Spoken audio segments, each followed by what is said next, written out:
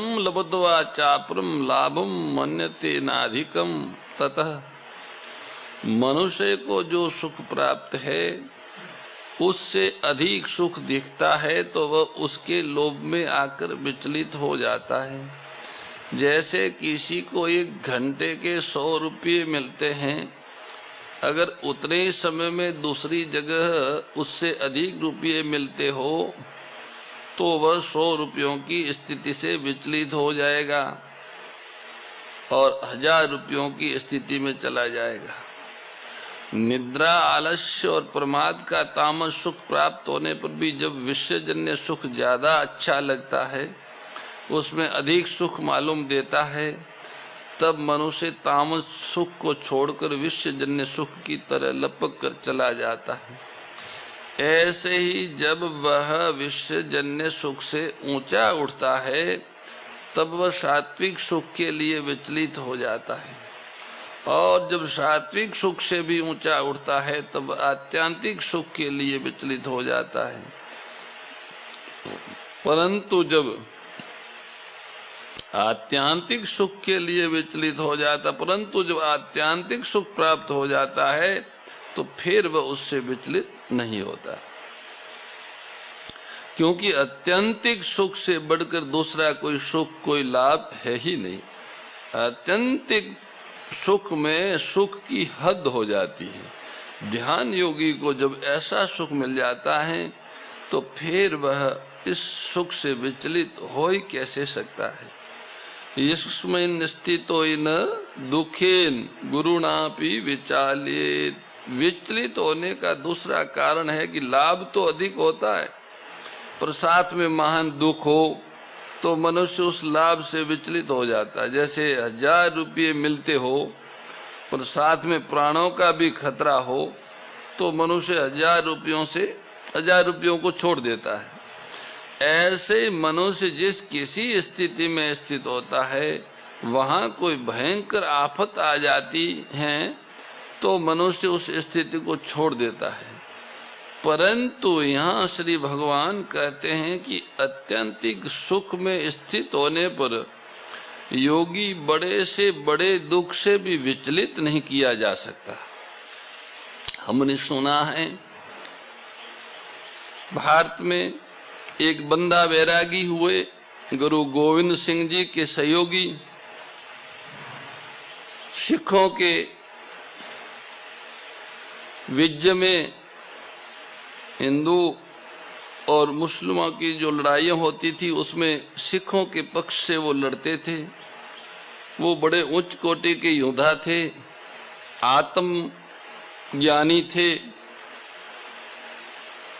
उनकी उपस्थिति से ही सिख विजय प्राप्त कर लेते थे।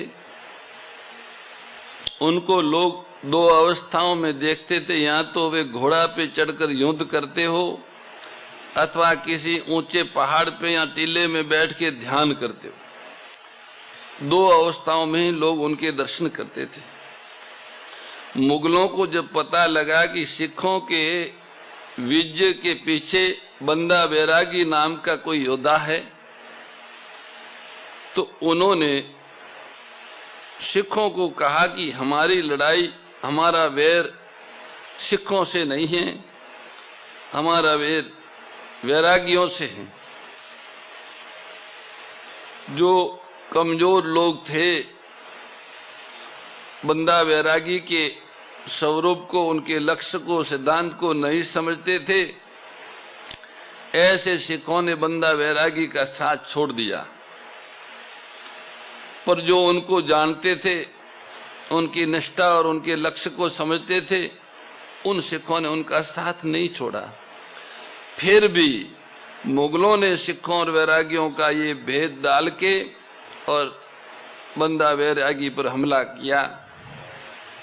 इस बार वो किले के सहारे से लड़े। इसके पहले जितनी भी लड़ाइयाँ हुई वो मैदान में ही हुई। अब की किला के सहारे लड़ाई हुई। धोखा से मुगलों ने उन्हें पकड़ लिया। पकड़ के मुगल शासक के सामने उपस्थित किया। मुगल शासक ने कहा कि तुम हमारे सेनापति बन जाओ। बंदा बैरागी ने कहा हम सेनापति नहीं बनते। शासक ने कहा इन्हें पकड़ लो, पकड़ के इन्हें अनेक तरह की यातनाएं दो। ये सब अत्याचार परिवार पे और उनके शरीर पे हुए, पर बंदा वैरागी ऐसे के ऐसे बने रहे, विचलित नहीं हुए। तब शासक भयभीत हो गया। फिर उसी ने जाके पूछा कि आपको इतनी यातनाएं दी जा रही हैं, फिर भी आप अविचल स्थित है, इसका कारण क्या है? अभी तक बंदा वैरागी योगस्थ थे, कुछ बोल नहीं रहे थे, पर जब इस तरह का तो शासक ने उनसे प्रश्न किया, जिज्ञासा की, तो उन्होंने कहा कि आत्मा में स्थित जो आत्यांतिक सुख है, उसमें जो अवस्थित हो जाता है, उनको बाहर के दुखों से कोई दुख नहीं होता। जब वो बोले तो अवस्था से नीचे आए, बोलते ही उनका प्राण छूट गया। अभी तक तो योगस्थ थे, इसलिए प्राण टिका हुआ था। ये इतिहास की घटना हमने सुनी हुई। वो घर बार छोड़ के वैरागी हो गए थे और पहाड़ों में भजन साधन करते थे। गुरु गोविंद सिंह को पता लगा कि ऐसे महाराजा लक्ष्मण सिंह वैरागी हो गए हैं और पहाड़ों में भजन साधन में लगे हुए हैं, तो वो उनके पास गए। उन्होंने ही आग्रह किया कि आप जैसे योद्धा धर्म की रक्षा के लिए हमारा साथ दें। तो उन्होंने कहा ठीक है, बंदा वैरागी गुरु का आएंगे। तो इस प्रतिज्ञा के अनुरूप गुरु गोविंद सिंह जी जब तक सशरीर थे तब और उसके बाद भी बंदा वैरागी धर्म रक्षा के लिए लड़ते रहे, और इस तरह उन्होंने अपने प्राणों को धर्म रक्षा की बलिवेदी पे अर्पित कर दिए, पर अपनी जो योगमयी अवस्था थी उससे विचलित नहीं हुए। कहने का तात्पर्य है कि गीता जी का ये उदाहरण अगर हमें देखना है तो हमारे पूर्वजों में ये तो एक घटना है, ऐसी असंख्य घटनाएं हैं। हमारे पूर्वज जिन्होंने आत्मज्ञान की प्राप्ति कर ली थी, जिनको आत्यंतिक सुख प्राप्त हो गया था, वो अविचलित रहे। प्रहलाद जी की कहानी तो हमने आपने सबने सुनी है, पर प्रहलाद जी विचलित नहीं हुए। हरि शरणम हरि शरणम हरि शरणम के अतिरिक्त उन्होंने कुछ नहीं कहा।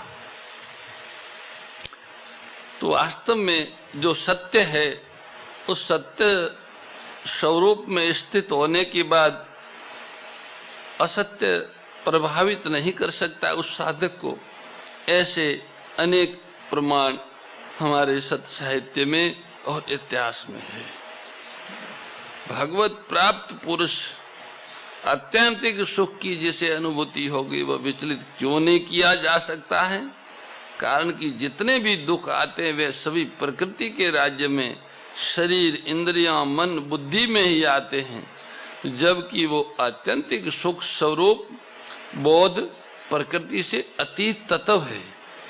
परंतु जब पुरुष प्रकृतिस्थ हो जाता है, शरीर के साथ एकता कर लेता है, तब प्रकृति जन्य अनुकूल और प्रतिकूल परिस्थितियों में अपने को सुखी दुखी मानने लग जाता है। जब वह प्रकृति से संबंध विच्छेद करके अपने स्वरूप भूत सुख का अनुभव कर लेता है, उसमें स्थित हो जाता है, तो फिर ये प्राकृतिक दुख वहां तक पहुंच ही नहीं सकता, उसका स्पर्श ही नहीं कर सकता।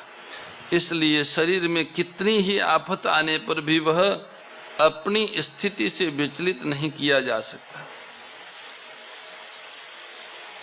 यह 22वां श्लोक सभी साधनों की कसौटी है।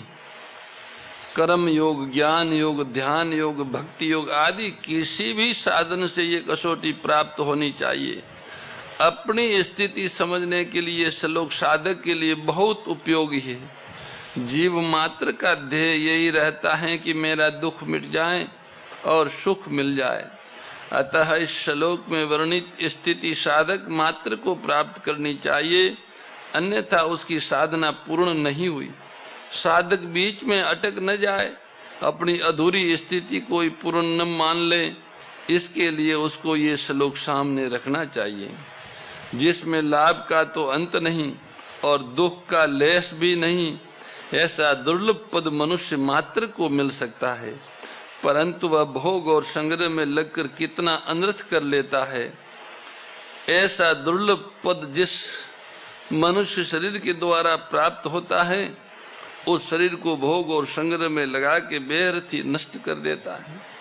ये बहुत बड़ा अनर्थ है जिसका कोई वारा पार नहीं। जिस सुख की प्राप्ति होने पर उससे अधिक लाभ की संभावना नहीं रहती और जिसमें स्थित होने पर बड़ा भारी दुख भी विचलित नहीं करता, ऐसे सुख की प्राप्ति के लिए आगे के 23वें श्लोक में भगवान प्रेरणा देते हैं।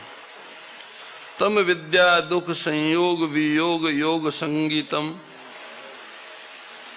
श्री भगवान बोले, भैया जिसमें दुखों के संयोग का ही वियोग है, उसी को योग नाम से जानना चाहिए। वह योग जिस ध्यान योग का लक्ष्य है, उस ध्यान योग का अभ्यास न उगताए हुए चित्त से धैर्य पूर्वक निश्चय पूर्वक करना चाहिए। तम विद्या दुख संयोग वियोगम योग संगीतम। जिसके साथ हमारा संबंध है ही नहीं, हुआ ही नहीं, होगा नहीं और होना संभव नहीं, ऐसे दुख रूप संसार शरीर के साथ संबंध मान लिया, ये ही दुख संयोग है। यह दुख संयोग योग नहीं है।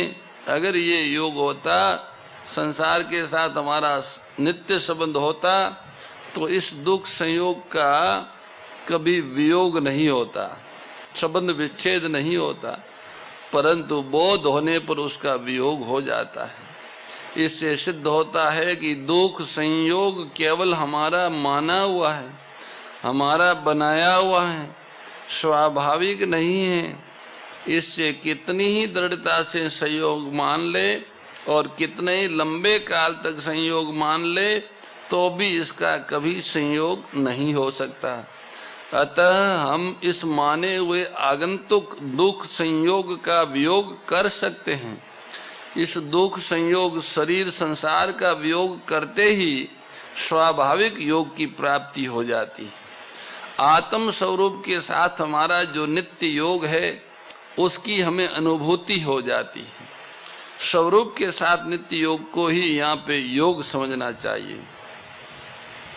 यहाँ दुख रूप संसार के सर्वथा वियोग को योग कहा गया है। इससे ये असर पड़ता है कि अपने स्वरूप के साथ पहले हमारा वियोग था, अब योग हो गया, परंतु ऐसी बात नहीं है। आत्म स्वरूप के साथ हमारा नित्य योग है। दुख रूप संसार के संयोग का तो आरंभ और अंत होता है, तथा संयोग काल में भी संयोग का आरंभ और अंत होता रहता है, परंतु इस नित्य योग का कभी आरंभ और अंत नहीं होता। कारण कि ये योग मन बुद्धि आदि प्राकृत पदार्थों से नहीं होता, प्रत्युत इनके संबंध विच्छेद से होता है। यह नित्य योग सर्वत्र सिद्ध है, इसमें सबकी स्वाभाविक स्थिति है, परंतु अनित्य संसार से संबंध मानते रहने के कारण इस नित्य योग की विस्मृति हो गई है। संसार से संबंध विच्छेद होते ही नित्य योग की स्मृति हो जाती है। इसी को अर्जुन ने 18वें अध्याय के 73वें श्लोक में नष्टो मोह स्मृति लब्धा कहा है।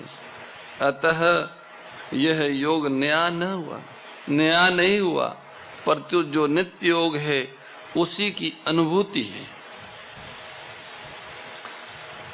भगवान ने यहाँ योग संगीतम पद देकर दुख के संयोग के वियोग का नाम योग बताया है, और दूसरे अध्याय में समतवम योग उच्यते कहकर समता को योग बताया है।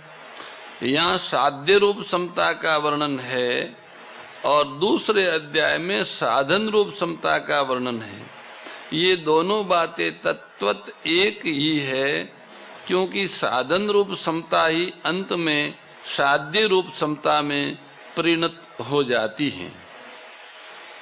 पतंजलि महाराज ने चित्तवृत्तियों के निरोध को योग कहा है। योगाश्चित्तवृत्ति निरोध और चित्तवृत्तियों का निरुद्ध होने पर दृष्टा की स्वरूप में स्थिति बताइए। तदा दृष्टा स्वरूप अवस्थानम, परंतु यहाँ भगवान ने तम विद्याद दुख संयोग वियोगम योग संगीतम पदों से दृष्टा की स्वरूप में स्थिति को ही योग कहा है, जो स्वतः सिद्ध है।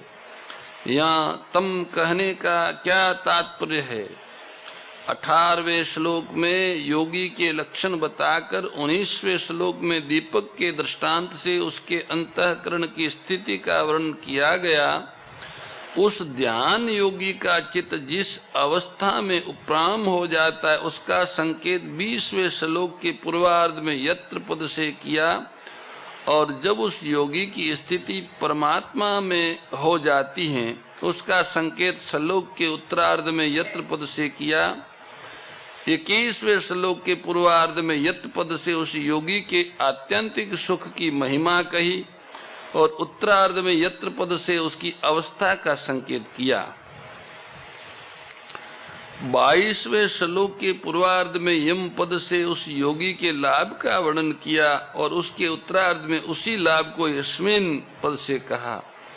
इस तरह 20वें श्लोक से 22वें श्लोक तक 6 बार यत्, यत्र, यम, यस्मिन, ये तीनों यत शब्द से ही बने हुए हैं। यत शब्द का प्रयोग करके योगी की जो विलक्षण स्थिति बताई है उसका यहाँ तम पद से संकेत करके उसकी महिमा कही। राग द्वेष विदारिणी कारिणी मोद सदा, ओ मैया कारिणी मोद सदा। भव भय हारिणी तारिणी, भव भय हारिणी तारिणी, परमानंद प्रदा। ओम जय भगवद्गीते। आसुर भाव विनाशिनी नाशिनी तमरजनी, ओ मैया नाशिनी तमरजनी। दैवी सद्गुणदायिनी, दैवी सद्गुणदायिनी, हरि रसिका सजनी। ओम जय भगवद्गीते। परम श्रद्धेय गौरीशी स्वामी श्री दत्त शरणानंद जी महाराज की प्रेरणा व मार्गदर्शन में विश्व के सबसे बड़े गौ सेवा संस्थान श्री गोधाम महातीर्थ पथमेड़ा द्वारा संरक्षित लाखों बीमार, विकलांग, वृद्ध एवं अशक्त गोवंश वेद लक्षणा गोमाता की सेवा के साथ साथ भारतीय गोवंश का संरक्षण, संपोषण, संवर्धन एवं उनसे प्राप्त पंचगव्यों का परिष्करण व विनियोग करना, घर घर गोपालन, गो अभ्यारण्य, घास चारा उत्पादन हेतु गोचर भूमि का विकास, गोपालन लोक संस्कृति के पुनर्जागरण हेतु वेद लक्षणा गो महिमा का प्रचार प्रसार करना तथा गोपालक किसानों के स्वावलंबन हेतु गो कृषि अन्न एवं गो दुग्धान का गुणवत्ता युक्त बाजार तैयार करना श्री गोधाम महातीर्थ का पावन उद्देश्य है। आप सभी दान दाता श्री गोधाम महातीर्थ पथमेड़ा द्वारा संचालित गो सेवा महाअभियान में बढ़ चढ़कर सहयोग कर लाखों बीमार, विकलांग, वृद्ध एवं अशक्त गोवंश के गोग्रास सेवा हेतु श्री गोधाम महातीर्थ पथमेड़ा लोक पुण्यार्थ न्यास के बैंक ऑफ बड़ौदा खाता संख्या 084901000238827 IFSC कोड BARB 0 ASHRAM शाखा आश्रम रोड अहमदाबाद में गोग्रास सेवा निमित्त जमा कर सकते हैं। अधिक जानकारी के लिए संपर्क करें 7742093179 7665059999 7073000151।